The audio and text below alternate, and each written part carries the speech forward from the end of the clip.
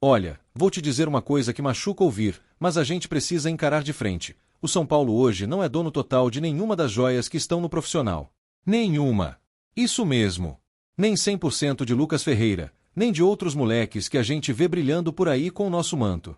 E aí o torcedor, que já vive cansado de ver jogador sair de graça ou ir embora antes de render tudo o que pode, se pergunta, como é que pode isso? A resposta veio de dentro. Foi o Douglas Schwartzman, diretor adjunto da base, quem botou a real. Disse com todas as letras, o clube tem adotado uma política de divisão de direitos desde as categorias inferiores. É uma estratégia, segundo ele, para atrair atletas e dividir riscos. Mas vamos ser sinceros. Isso tem preço. E alto. Na prática, o que acontece é o seguinte, o São Paulo investe, forma, treina, dá estrutura, e quando o cara sobe pro profissional, o clube já não tem o controle total do que vai ser feito com ele. Já tem empresário com parte, clube formador com outro tanto, jogador com outro. E a gente, como torcedor, fica só observando o talento escapar pelas beiradas. A justificativa que dão é que muitos jogadores chegam ao São Paulo já com acordos firmados, que vêm de outros clubes menores, de escolinhas, com contratos onde o percentual da venda futura já está definido. E o São Paulo aceita, porque prefere garantir o talento agora e tentar aproveitar esportivamente. Mas é complicado.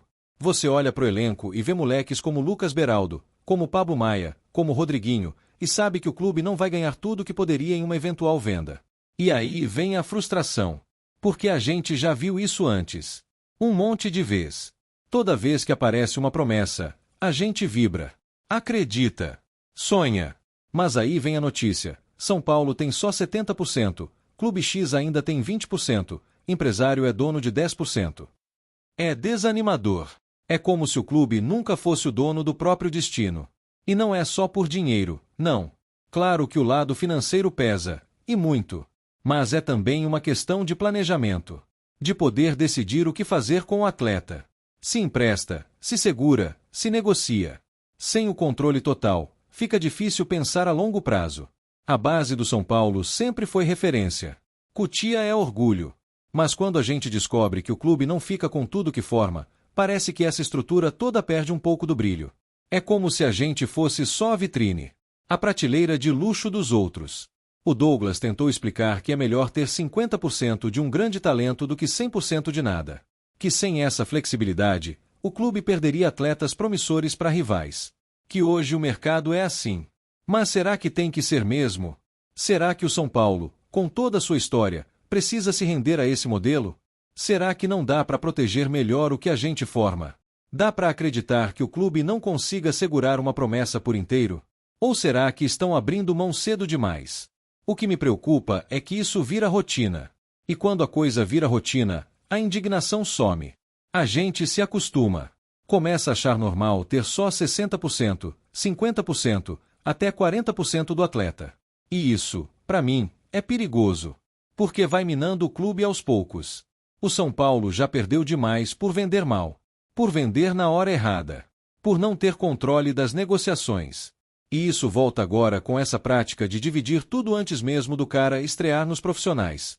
Não parece justo. O torcedor tem memória. Lembra de Antony, de David Neres, de Luiz Araújo, jogadores que brilharam pouco tempo e foram embora. E o clube nem sempre lucrou como poderia. Porque já havia acordos, cláusulas, pendências. E o ciclo se repete. Hoje, Cotia revela muito. E isso é mérito. Mas o São Paulo precisa ser mais dono de si. Precisa lutar para ter maior fatia dos talentos. Porque é com essa molecada que a gente sonha em ver o clube campeão de novo. E não dá para viver de migalha. A gente vê um Lucas Ferreira jogando bem, ganhando espaço, e aí descobre que o São Paulo vai embolsar só uma parte em caso de venda. Que outro clube, lá da base, vai ficar com um pedaço. Que o empresário já garantiu outro. E a torcida? Fica com o quê? O sentimento é de impotência. De que a gente vibra, torce, aposta, mas no fim quem leva mesmo são os outros. Que o São Paulo forma pro mundo. Que a gente prepara os craques para rivais europeus e até brasileiros ficarem ricos. Isso revolta. Claro que o clube precisa ser competitivo na base. Precisa atrair talento. E talvez essa seja uma moeda de troca. Mas não dá para ser sempre assim. Tem que ter limite. Tem que ter estratégia para proteger o futuro do São Paulo. Se a política for sempre abrir mão de parte dos direitos para conseguir o jogador, então o clube nunca vai ter controle de nada. Nunca vai se recuperar financeiramente com vendas grandes. Vai seguir vendendo por obrigação, por necessidade, nunca por opção. E aí, quando chega uma proposta gorda de fora, o clube se vê obrigado a aceitar, porque sabe que só vai ficar com uma fatia. E se não vender logo, corre o risco de perder valor. E o ciclo continua. Sempre o mesmo. O São Paulo precisa parar e repensar, reavaliar essa política. Dar um basta onde puder. Negociar melhor. Blindar melhor. Ter cláusulas mais favoráveis. Ou a gente vai continuar sendo refém desse modelo. É duro dizer isso, mas parece que o clube perdeu protagonismo até na própria formação. É como se Cotia fosse um centro de desenvolvimento terceirizado. Forma, mas não se apropria. Investe, mas não lucra como poderia. E isso, no momento em que o clube ainda luta para sair do buraco financeiro, pesa demais. A base deveria ser o motor da recuperação. Mas com essa política, vira só mais uma engrenagem travada. Não é só culpa da atual gestão, claro. Isso vem de antes. De outras diretorias. Mas agora é a hora de virar o jogo. De fazer diferente. De resgatar a autonomia sobre os nossos talentos. Porque, convenhamos, ver o menino da base se destacando é um dos maiores orgulhos do torcedor. Mas saber que o clube não é dono dele, que vai ficar com migalha se ele for vendido, estraga tudo. É frustrante demais saber que cada vez que a gente vê um jovem brilhar, já tem alguém com parte do passe. Já tem divisão. Já tem planilha pronta de quem vai lucrar. Menos o São Paulo. E isso precisa mudar. Precisa ser debatido, exposto, cobrado. O torcedor tem direito de saber, de entender como funciona e de exigir que o clube proteja melhor seus ativos. Porque não dá para continuar vendo Cotia ser celeiro de craques para os outros enriquecerem. O São Paulo tem que formar, sim, mas também tem que colher os frutos. E se a justificativa for sempre melhor ter parte do que não ter nada, então que essa parte seja maior. Que o clube tenha pelo menos a maioria. Que tenha poder de decisão. Se não, vira só um entreposto. Um formador que prepara, mas não usufrui. Que entrega tudo mastigado para os outros. E isso não combina com a grandeza do São Paulo. Não combina com a história de Cotia. Não combina com o que a torcida merece. Então que a diretoria pense com carinho. Que reveja contratos. Que renegocie. Que lute. Porque o futuro do clube depende disso. Ter talentos no elenco é ótimo. Mas tê-los de verdade, com controle, com planejamento, com retorno técnico e financeiro, é o que vai fazer o São Paulo voltar a ser protagonista. O torcedor já entendeu. Agora falta o clube entender também. Chega de abrir mão. Chega de ceder demais. É hora de proteger o que é nosso. De verdade. Antes de seguir para a próxima notícia, nos ajude se inscrevendo no canal e deixando o like para ficar por dentro de todas as novidades do nosso São Paulo. Agora vamos para a notícia. Prepare-se, torcedor tricolor, porque a notícia que acaba de estremecer o Morumbi tem nome, sobrenome e sotaque argentino. A renomada jornalista Renata, conhecida por suas apurações certeiras no mundo do futebol, acaba de anunciar em primeira mão: Paulo Dybala assinou com São Paulo. Sim, você não leu errado. O craque argentino, campeão do mundo e ídolo da Juventus e da Roma, agora veste o manto sagrado do tricolor paulista. O Morumbi treme de emoção, e a torcida explode de alegria diante dessa que pode ser a contratação mais impactante da história recente do clube. Desde as primeiras especulações, os torcedores do São Paulo já estavam com o coração acelerado, mas ninguém imaginava que esse sonho pudesse se tornar realidade tão rapidamente. Renata revelou com exclusividade que Dybala já colocou a caneta no papel e que o anúncio oficial será feito nas próximas horas. Segundo ela, a negociação foi conduzida em absoluto sigilo por dirigentes tricolores e envolveu uma verdadeira operação de guerra para convencer o astro argentino a escolher o Morumbi como sua nova casa. E quem está por trás dessa articulação monumental? Ninguém menos que Hernan Crespo, o atual técnico do São Paulo. Velho conhecido de Dybala nos bastidores do futebol argentino, Crespo usou de toda sua influência, história e carisma para convencer o camisa 21 a vir ao Brasil. A conversa entre os dois teria sido decisiva. Crespo teria dito: no São Paulo, você não será apenas um jogador, será uma lenda. E pelo jeito, Dybala acreditou. O impacto dessa contratação já é sentido em todo o cenário do futebol sul-americano. Clubes rivais observam com espanto e certa apreensão o movimento ousado do tricolor. Afinal, trazer um campeão do mundo, que ainda vive o auge da carreira, é algo raro, quase inimaginável para os padrões do futebol brasileiro atual. Mas o São Paulo foi lá e fez. A reportagem de Renata detalha que Dybala fechou contrato por 2 anos com possibilidade de renovação por mais uma temporada.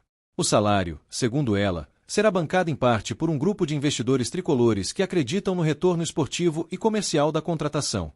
Camisas com o nome do craque já estão sendo preparadas para o lançamento, e a expectativa é de esgotamento nas primeiras horas. A torcida, claro, está em êxtase. As redes sociais do São Paulo foram inundadas por mensagens de comemoração, incredulidade e emoção. Vídeos de torcedores chorando, gritando e pulando em casa já circulam aos montes. Afinal, Dybala é mais que um reforço. Ele representa um salto de patamar. Representa a volta do São Paulo ao protagonismo internacional. Renata também revelou que o plano do clube é estrear Dybala na próxima partida do Campeonato Brasileiro, no Morumbi lotado, contra o Flamengo. Uma estreia com sabor de final. Os ingressos já começaram a ser vendidos e a expectativa é de casa cheia. Será uma noite histórica, dessas que ficam marcadas na alma de quem ama o tricolor. Nos bastidores, os dirigentes comemoram em silêncio. A diretoria, que vinha sendo cobrada por parte da torcida por reforços de peso, agora responde com a maior contratação dos últimos anos. É a prova de que o clube está disposto a tudo para brigar por títulos e devolver ao torcedor a alegria que andava adormecida. Fontes internas revelaram que Dybala já está em São Paulo e foi recebido com toda a pompa e segurança no CT da Barra Funda. Seu staff, formado por empresários e assessores de imagem, ficou impressionado com a estrutura do clube e com o projeto apresentado por Crespo e sua comissão técnica. E falando em Crespo, o técnico argentino não escondeu a felicidade. Ele teria dito em conversa reservada com membros da comissão: com Dybala, podemos sonhar com qualquer coisa. Libertadores, Brasileiro, Mundial, tudo passa a ser possível. O entusiasmo é visível no olhar de quem entende de futebol e sabe o que esse tipo de jogador representa. A jornalista ainda mencionou que um dos pontos que mais pesou na decisão de Dybala foi o carinho da torcida são paulina nas redes sociais. Desde os primeiros rumores, a massa tricolor se mobilizou, invadiu perfis do jogador, criou hashtags e até mesmo organizou campanhas para mostrar o quanto ele seria bem-vindo. Essa energia chegou até o jogador, que ficou tocado.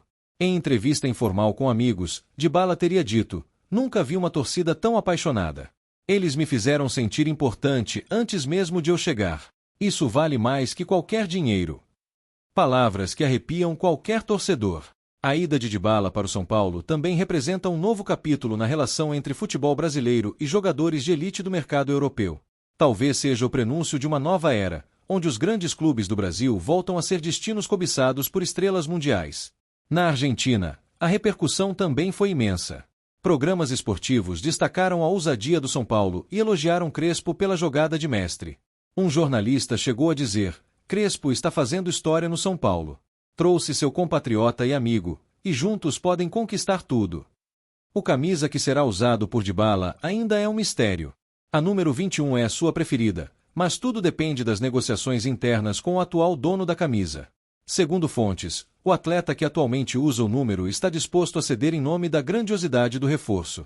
Enquanto isso, torcedores já fazem fila nas lojas oficiais e aguardam ansiosamente a apresentação oficial, que deverá acontecer com show de luzes no Morumbi, com transmissão ao vivo pela SPFC TV e cobertura completa da mídia esportiva nacional e internacional.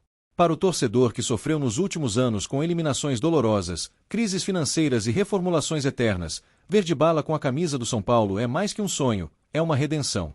Um resgate da autoestima, da esperança e do orgulho tricolor. O marketing do clube já trabalha em uma campanha massiva que será lançada nos próximos dias com o slogan: "O mundo voltou a olhar para o Morumbi." Dybala será o rosto dessa nova fase. Uma fase de luz, de vitórias, de ambição. Renata concluiu sua reportagem com uma frase que deixou todos em alerta: "Essa é só a primeira bomba. Vem mais por aí." Será que podemos esperar mais reforços do calibre de Dybala? Se depender da diretoria e de Crespo, sim. Aliás, Crespo já teria pedido um novo atacante de velocidade para atuar ao lado de Dybala. A ideia é montar um ataque letal, combinando técnica, velocidade e inteligência. Dybala será o maestro, o cérebro, o diferencial. Os bastidores do Morumbi estão em ebulição. O clima é de final de campeonato. Jogadores, comissão e funcionários caminham pelo CT com sorrisos no rosto. O ambiente mudou. A confiança está no ar. E não é para menos. Alguns atletas do elenco já se manifestaram nas redes sociais, dando boas-vindas ao novo camisa 21. Luciano escreveu: "É um privilégio jogar ao seu lado." Arboleda publicou uma foto com a bandeira da Argentina e a legenda: "Hermano, bienvenido." Os mais antigos no clube dizem que não viam tanta empolgação desde os tempos de Kaká. Há uma sensação de que algo grandioso está prestes a acontecer, e que Dybala pode ser o nome dessa nova era. Nas arquibancadas virtuais, o grito da torcida é uníssono: o São Paulo voltou. E voltou grande, com um nome que impõe respeito, que atrai holofotes e que pode mudar o destino do clube dentro e fora das quatro linhas. Com Dybala no elenco, a expectativa é de que o São Paulo vá muito além do território nacional. A diretoria já cogita realizar amistosos internacionais, explorar a imagem do jogador globalmente e até investir em produtos licenciados com sua marca pessoal. Crespo, por sua vez, prepara a equipe para um novo estilo de jogo, mais técnico, mais vertical, com liberdade criativa para o novo camisa 21. O São Paulo quer jogar bonito, encantar e vencer, como nos velhos tempos. É claro que o desafio será enorme. Dybala vai precisar se adaptar ao futebol brasileiro, aos gramados, ao calendário e à pressão. Mas quem o conhece sabe, ele não foge de desafios. Pelo contrário, ele vive por eles. Renata também revelou que o jogador recusou propostas da Arábia Saudita e de clubes da MLS para vir ao São Paulo. A escolha não foi por dinheiro, foi por paixão, projeto e conexão emocional. E essa conexão, torcedor, está apenas começando. Dybala ainda nem foi apresentado oficialmente, mas já entrou para a história do clube. Já virou ídolo antes mesmo de pisar no gramado. E quando pisar, o Morumbi vai tremer.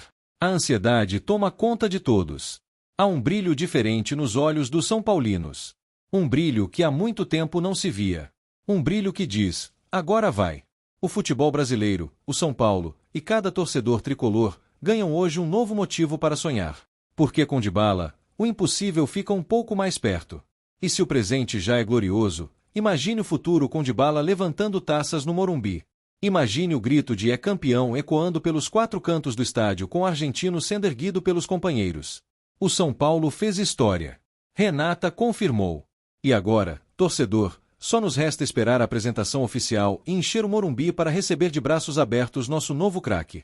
Porque o São Paulo não contratou apenas um jogador. Contratou um símbolo. Um nome que pode mudar tudo. Um nome que, a partir de hoje, será cantado em uníssono pelas arquibancadas. Dybala é tricolor. Apresentamos as últimas notícias do São Paulo. Inscreva-se no nosso canal e deixe seu like para continuar recebendo informações exclusivas. Não se esqueça de deixar sua opinião sobre essa notícia nos comentários. Até o próximo vídeo.